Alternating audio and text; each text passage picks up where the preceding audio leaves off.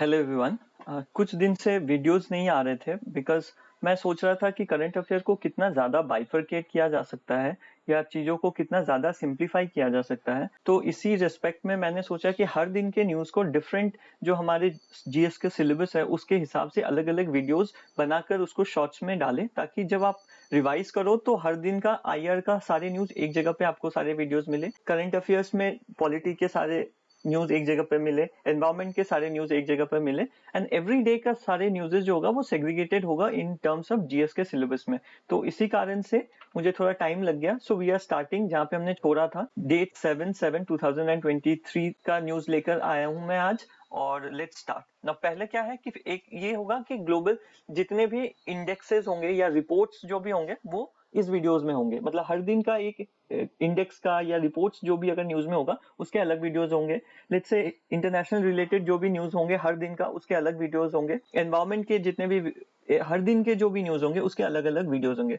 तो in that respect let's start with global peace index. क्या है ये ग्लोबल पीस इंडेक्स? तो it is a annually release होता है। ये जो है वो एनुअल रिलीज होता है, राइट। और जो क्या करता है ये वर्ल्ड के मोस्ट पीसफुल कंट्रीज जो हैं उनकी रैंकिंग करता है। नेक्स्ट अब नीचे आते हैं हम लोग। तो ये वाला जो एडिशन था वो 17th एडिशन था, जिसमें 163 इंडिपेंडेंट कंट्रीज को रैंकिंग दिया गया।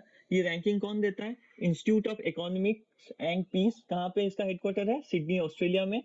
ये जो है रैंकिंग है या इंडेक्स है वो कंप्राइज क्या करता है? तो 97% ऑफ द वर्ल्ड पॉपुलेशन को ये ध्यान में रख के बनाया गया है, या ये जो कंट्रीज को इन्वॉल्व किया गया है वो इतने पॉपुलेशन को कंप्राइज करते हैं। 23 क्वालिटेटिव और क्वांटिटेटिव इंडिकेटर्स के ऊपर बेस्ड है, जिसको सब डिवाइड किया गया है: societal and safety and security, ongoing domestic and international conflicts and militarisation. अब इस रिपोर्ट में क्या क्या इंफॉर्मेशन बाहर निकल के आई है? अब ये रिपोर्ट बोलता है कि deterioration of global piece. Global piece जो है वो डिटोरिएट किया गया क्योंकि मतलब जो कंट्रीज हैं उसमें नंबर ऑफ कॉन्फ्लिक्ट बड़े हैं इन नंबर ऑफ कंट्रीज में कंपेयर टू जहां पे कॉन्फ्लिक्ट कमे हैं। पॉलिटिकल इंस्टेबिलिटी एक रीजन है। मतलब 59 कंट्रीज में political instability deteriorated over the past years. मतलब पास्ट ईयर में 59 कंट्रीज ऐसे हैं जिसमें पॉलिटिकल इंस्टेबिलिटी बढ़ी है।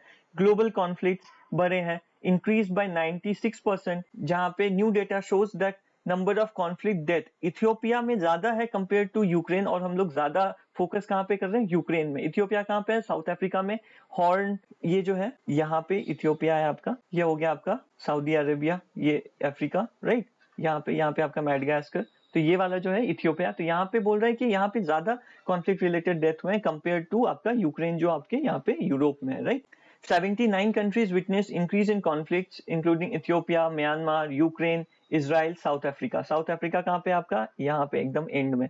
यहाँ पे आपका आ जाता है, इधर हो गया आपका ये जो है ये यहाँ पे आपका इजराइल है, राइट। कॉन्फ्लिक्ट क्या है? मोर इंटरनेशनल हो रहा है। मतलब किसी एक कंट्री में भी कॉन्फ्लिक्ट होता है तो उसकी इफेक्ट कहाँ है? कहीं और भी उसकी इफेक्ट्स को देखा जाता है। इकोनॉमिक इम्पैक्ट क्या है इस वायलेंस का? Economic impact of violence increase by 17% और 1 trillion to 17.5 trillion in 22, equivalent to 13% of global GDP. ये जो कॉन्फ्लिक्ट है उसका इम्पैक्ट इकोनॉमी में कितना पड़ रहा है? तो उसकी वैल्यू बता रहा है वो 17.5 ट्रिलियन, राइट। मिलिट्री एक्सपेंडिचर्स क्या हो रहा है इस कॉन्फ्लिक्ट के बढ़ने के साथ?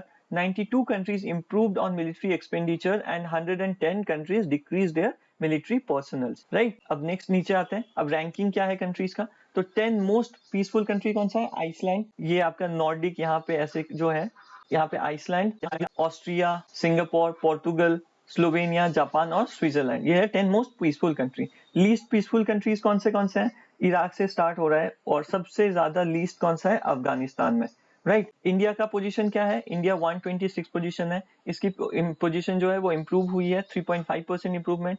क्यों हुई है इंप्रूवमेंट? वायलेंस और क्राइम्स कम है, नेबरिंग कंट्रीज के साथ रिलेशनशिप अच्छा है, हमारा पॉलिटिकल स्टेबिलिटी बढ़ी है, improvement in neighbouring country relations, cross border violence कम है विद पाकिस्तान जो सीज फायर हुआ, right. So among other countries, Nepal, China, Sri Lanka, United States and Pakistan have been ranked. इनके रैंक्स क्या क्या है? कुछ इंपॉर्टेंट कंट्री जैसे नेपाल के 79 है, चाइना के 80 है, यूनाइटेड स्टेट का 107 और पाकिस्तान का 146, राइट। सो ये ग्राफ दिखाता है जहाँ पे स्टेट ऑफ पीस बहुत ज्यादा कहाँ पे है?